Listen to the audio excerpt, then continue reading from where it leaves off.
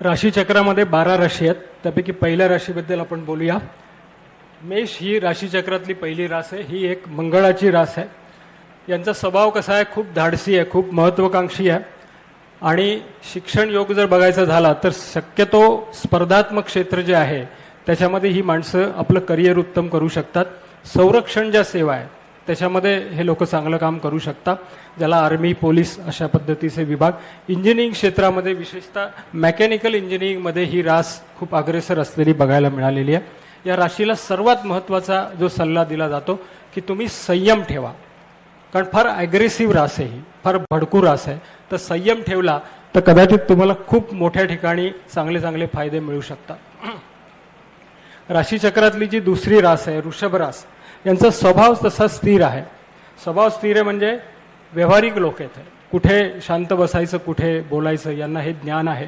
त्याचप्रमाणे सौंदर्यप्रिय आहे. शिक्षणाच्या बाबतीत म्हणाल तर सातत्याने प्रगती करण्याची जी जी क्षेत्र असतात सध्याच्या काळानुसार जी आहेत त्याच्यामध्ये हे लोक अग्रेसर आहेत. त्याच्यानंतर बँकिंग क्षेत्र आणि फायनान्स याच्यामध्ये ही लोक हुशार असतात, कारण बेसिकली व्यवहारी आणि स्थिर असतात म्हणून. त्याच्यानंतर यांना सल्ला काय दिला जातो की उतावळेपणा जास्त करू नका. त्याच्यानंतर हे लोक म्युझिक आर्टमध्ये सुद्धा जाऊ शकतात, कारण ही शुक्राची रास आहे म्हणून. त्याच्यानंतर मिथुन रास जी आहे राशीचक्रातली जी तिसरी रास आहे त्याच्यामध्ये त्यांचा स्वभाव जर बघितला तर चतुर असतात हे लोक. मुळात हुशार रास आहे कारण ही बुधाची रास आहे. चतुर असल्यामुळे संवाद कुशलता यांच्यामध्ये खूप असते. त्यामुळे आपण म्हणतो ना कन्व्हिन्सिंग पॉवर यांच्याकडे चांगली असते. त्यामुळे बऱ्याचशा गोष्टी हे लोक आत्मसात करू शकतात. मल्टीस्टास्क जिथे जिथे आहेत म्हणजे खूप वेगळी की कामं आहेत अशा ठिकाणी हे लोक करिअर उत्तमरित्या करू शकतात. मार्केटिंग हे यांचं सर्वात महत्त्वाचं क्षेत्र आहे, कारण मार्केटिंगमध्ये बोलण्याचं जे स्किल आहे ते या लोकांना प्राप्त झालेलं असतं. IT मध्ये ही लोक फार हुशार आहेत. आणि लेखन किंवा साहित्य वगैरे या संदर्भामध्ये पण पुढे जातात. यांना हुशार असतात. आहे मिथुन रास हुशार आहे, पण एकाग्रता बऱ्याच वेळा कमी पडते. मी हुशार आहे असं म्हटलं की पोरांची एकाग्रता कमी पडते. त्यामुळे हुशार आहे पण एकाग्रता जर वाढवली तर खरंच तुम्ही हुशार आहात असं म्हणायला हरकत नाही. त्यानंतर चौथी रास जी आहे ती कर्क रास आहे. स्वभाव थोडासा भावनिक आहे, सेंटिमेंटल असतात हे लोक. म्हणजे कर्क राशीची माणसं चटकन रडतात असं म्हणतात. त्याच्यानंतर संवेदनशीलता ही काही ठिकाणी चांगली असते, काही ठिकाणी ती माणसाला भित्रट बनवते. त्यामुळे तुम्ही किती संवेदनशील आहात याच्यावर खूप डिपेंड करतं. त्याच्यानंतर साधारणतः यांचा शिक्षण योग जर बघितला तर केअरिंग फील्ड जे आहे, म्हणजे आता ह्या नर्सेस वगैरे जे आहेत की हे पेशंटची केअर घेतात, तर अशा फील्डमध्ये हे लोक खूप आहेत. आपल्या भारतामध्ये साऊथ इंडियातून आलेल्या बऱ्याच नर्सेस आहेत.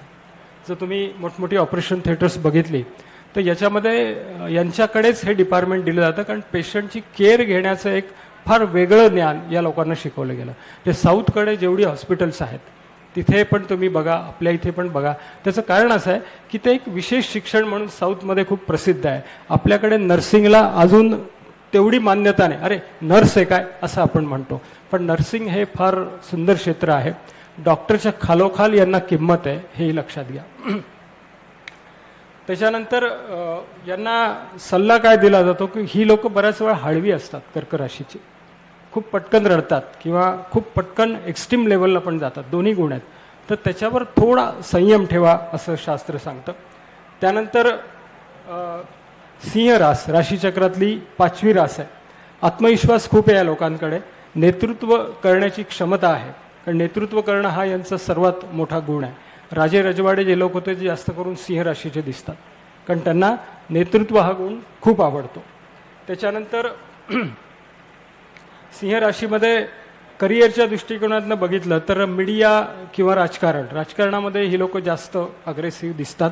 किंवा मीडिया जो आहे, मग मीडिया सगळ्या क्षेत्रातला मीडिया आहे त्याच्यामध्ये, किंवा बऱ्याच वेळा इंजिनिअरिंग क्षेत्रामध्ये सुद्धा हे लोक अग्रेसर आणि अत्यंत काय म्हणतात ना त्याला की एक वेगळ्या पद्धतीचं काम करणारे, आपला वेगळा ठसा उमटवणारे लोक आहेत. किंवा मॅनेजमेंट लाईन म्हणजे 50 लोकांना कंट्रोलमध्ये ठेवून त्यांच्याकडनं काम करून घ्यायचं, अशा ठिकाणी हे लोक जास्त काय म्हणतात प्रकर्षाने दिसतात. आता यांचा दुर्गुण काय की हे अहंकारी फार असतात. राजा कसा अहंकारी असतो ना, यांना डिसवलं की यांना फार त्रास होतो. पण यांच्याकडे आपण शेल्टर मागितलं, शेल्टर म्हणजे आश्रय मागितला, तर हे लोक आपल्याला लगेच आश्रय देतात. त्यामुळे ही रास त्या दृष्टीने महत्त्वाची आहे. आता आपण 6व्या राशीकडे जाऊ. आता ही जी 6वी रास आहे ना, कन्या रास, खरं म्हणजे शास्त्रामध्ये कन्या राशीला थोडा वेगळा दर्जा बरेचसे ज्योतिषी देतात. का देतात मला माहीत नाही, पण एकदम परफेक्ट पर्सन जर कोणी म्हणाल ना, तर परफेक्शनिस्ट ज्याला आपण म्हणतो, की अतिशय म्हणजे आपण म्हणतो ना राहणं छान, बोलणं छान, असं जर कोण असेल तर ती कन्या रास. पण ही थोडी घाबरट वाटते मला, आणि म्हणून कधी कधी अभ्यास खूप येतो, परंतु असं केल्याने असं होईल का, असं खूप कन्फ्युजन तयार करतात हे लोक, आणि स्वतःला खूप वेगळ्या विचारामध्ये गुंडाळून टाकतात. त्यामुळे ही रास मागे आली, नाही तर कन्या राशीसारखी उत्तम रास नाही.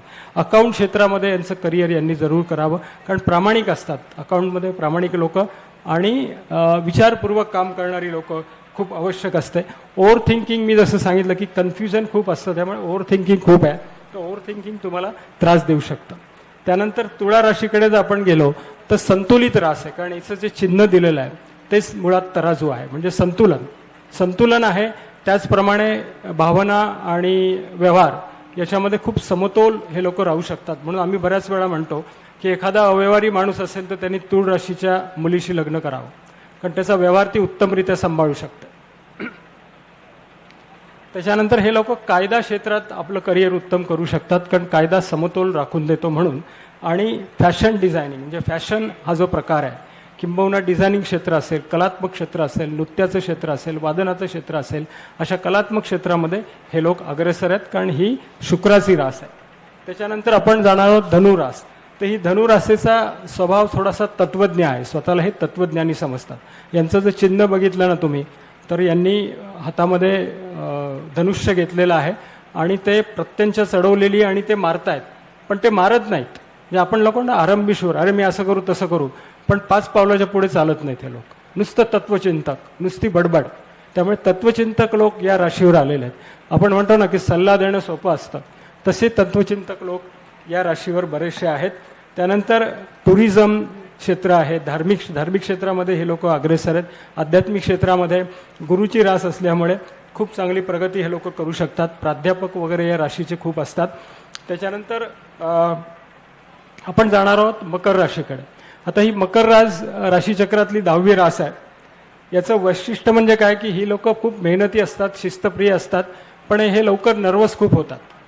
शास्त्राने वर्णन करताना असं म्हटलं होतं की सगळ्यात मोठी दुःखी रास कुठली, तर ती मकर रास असं सांगितलं गेलं. माहीत नाही मला, आपण अनुभव घ्या. मकर राशीचं वर्णन करताना एक उत्तम ज्योतिषी शास्त्रकार असं म्हणतात की मासा कसा असतो की पाण्यात राहतो पण त्याची आस्व दिसत नाही, तशी मकर रास समाजामध्ये राहते पण ती दुःखी आहे हे कळत नाही. इंदिरा गांधींना जर आपण समोर आणलं तर मकर रास समोर येईल, अटल बिहारींना आपण समोर आणलं तर मकर रास समोर येईल. अशा अनेक लोकांचं सांगता येईल की समाजामध्ये खूप मोठी त्यांची पत आहे, पण आतून ते दुःखी होते. अर्थात हा वेगळा विषय, पण तुम्हाला मी उदाहरण म्हणून सांगितलं. असो. त्याच्यानंतर या लोकांचा व्यवसाय काय की मॅनेजमेंट लाईन हे फार उत्तम सांभाळतात, कारण कष्ट करण्याची तयारी, शिस्तप्रिय, त्यामुळे मॅनेजमेंट, प्रशासन हे लोक उत्तम सांभाळू शकतात, आणि त्याचबरोबर उत्तम व्यावसायिक पण हे लोक होऊ शकतात. कुंभ राशीकडे वळूया. स्वभाव जो आहे तो नाविन्यपूर्ण विचार करणारा स्वभाव आहे, संशोधनात्मक वृत्ती आहे. टेक्नॉलॉजी क्षेत्रामध्ये हे लोक अग्रेसर आहेत, त्याच्यामध्ये प्रावीण्य मिळणारी लोक आहे. नवीन शोध लावणारी माणसं तुम्हाला बऱ्याच वेळा कुंभ राशीची दिसतील, कारण ही एक बौद्धिक रास मानली गेलेली आहे. शनीसारख्या चिकाटी असलेल्या ग्रहाची रास आहे, त्यामुळे चिकाटी यांच्यामध्ये असते. IT क्षेत्रामध्ये, इंजिनिअरिंग क्षेत्रामध्ये, किंबहुना नवीन काही जिथे आपण संशोधनात्मक कार्य चालतं अशा क्षेत्रामध्ये हे लोक पुढे जातात. त्यानंतर आपण 12वी रास मीन घेऊया. स्वभाव कल्पनाशील आहे, म्हणजे मीन लोक कल्पनेमध्ये फार रमतात. यांचं चिन्ह काय, एकमेकाकडे तोंड करून असलेले मासे आहेत. त्यामुळे भावना विश्व यांचं वेगळं असतं, कल्पनाशक्ती वेगळी असते, त्यामुळे त्याच्यात ते रमायला स्वतःला आनंद मानतात. त्यामुळे हे लोक सुखी मानतात. आध्यात्मिकदृष्ट्या ही रास उत्तम आहे, कारण 8, 4, 12 या ज्या राशी आहेत याला मोक्षस्थानाशी संबंध आहे, त्यामुळे 12वी रास मोक्ष देणारी रास आहे असं म्हणतात. त्यामुळे आध्यात्मिक क्षेत्रामध्ये जे संत महात्मे आहेत त्या लोकांची बरीचशी ही मीन रास आपल्याला दिसेल. सर्जनशील असतात, त्यामुळे करिअरच्या दृष्टीने स्वतःला खूप परफेक्ट बनवण्याचा प्रयत्न करत असतात हे लोक. आर्टमध्ये हे लोक पुढे जातात, म्युझिकमध्ये हे लोक पुढे जातात, किंबहुना ज्याला आपण हेरगिरी वगैरे अशा गोष्टी म्हणतो की ज्याच्यामध्ये खूप पेशन्स लागतात, खूप विचारपूर्वक काम करावं लागतं, अशा क्षेत्रामध्ये हे लोक पुढे जातात. आता यांना सल्ला काय दिला जातो, तर वास्तवात तुम्ही राहा, उगाचच कुठल्या तरी भावना विश्वामध्ये स्वतःला अडकून घेऊ नका असा सल्ला या लोकांना दिला जातो. असो, या 12 राशी त्यांचे स्वभाव गुण, त्यांना नक्की आयुष्यात काय करायचं या दृष्टीने दिलेला सल्ला आणि त्यांच्या करिअरच्या दृष्टीने त्यांना दिलेली क्षेत्र, ही एक साधारणतः जुजबी माहिती मी तुम्हाला सांगितली. ही परिपूर्ण माहिती होत नाही, एक अंदाज आहे. हा साधारणतः 50-60% आपल्याला मॅच होऊ शकतो. असो, अत्यंत धन्यवाद. श्री स्वामी समर्थ.